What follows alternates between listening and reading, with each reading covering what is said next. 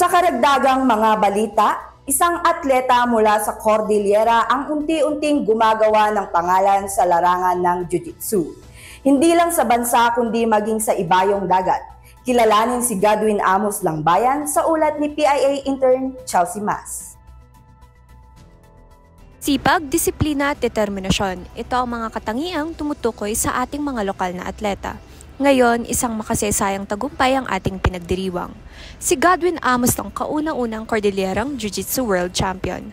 Kasama ang kanyang mga kapwa-atleta at coach, ipinagmamalaki siya ng lungsod matapos niyang dominahin ang mundo ng Jiu-Jitsu hindi lang sa bansa kundi maging sa ibayong dagat. Currently ako po ay isang Sambo national athlete. Former po akong Jiu-Jitsu athlete sa national team. Yung nilaruan namin nung last year, Jiu-Jitsu is all about ground game. Yung tinatawag sa judo naman na niwaza or ground technique.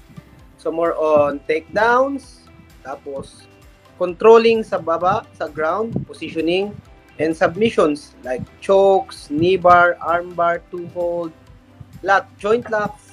Ang ating kampyon ay nagpakita ng pambihirang galing sa 2024 Sport Jiu-Jitsu International Federation World Championship na ginanap sa Nagoya, Japan, kung saan siya ay nag-uwi ng 2 gintong medalya para sa bansa. Masaya naman but not to yung parang sobrang hype ako kasi alam ko sa sarili ko na marami pa kami sa sa Cordillera na mga malalakas na grappler. Kung baga sa akin is parang inopen ko lang yung parang sinumilang ko lang. Pero yung sinasabi ko nga sa mga interview ko, marami po dyan sa atin, yung mga kasama ko sa national team na, for example, sina Gino Abalos, din yung mga coming po na mga bata. May paparating pa po na iba na magtutuloy sa grappling sport natin. Hindi naging madali ang kanyang paglalakbay. Sa pamamagitan ng mahigpit at disiplinadong pagsasanay, tiniyak ni Coach Gibran na handa si Godwin sa anumang hamon.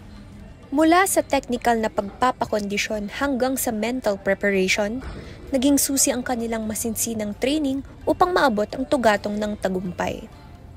Well, kung masasabi ko sa atin, ang advantage natin, lalo na sa mga generation namin, is yung nung bata tayo, nagtatrabaho na tayo sa bukid. Parang yun yung isa sa mga kasi kung baga late starter po ako, late ako nag-start mag-aral sobrang late na po talaga. Parang nag-start kasi ako 25 years old Kung baga pag gusto mag-compete sa mga elite level, mga world championship, dapat mga bata ka nag-start ka na, di ba? Ako nag-start ako mga 25 years old. So parang yung isa sa mga naging foundation ko is yung lakas ng katawan natin as igurot. Kasi yun nga po, mga nung tawag doon, parang farmers by blood na kami kasi nung kami sa mga sa amin kayo sa Bugyas, doon yung mga tinatawag na salad bowl of di ba? Saan nanggagaling yung mga gulay natin. And sa mga grapplers natin dyan sa Cordillera region, yes, tuloy-tuloy nyo lang kasi maganda na yung opportunity natin ngayon. Marami tayong choices. Pwede kayong maging national team. Kung hindi naman, pwede kayong maging katulad namin as a soldier athlete. Pwede rin kayong pumasok as a pro fighter. Tinatawag mga prize fighter natin. Kaya kung ano man yung ginagawa nyo ngayon, tuloy-tuloy nyo lang and train hard.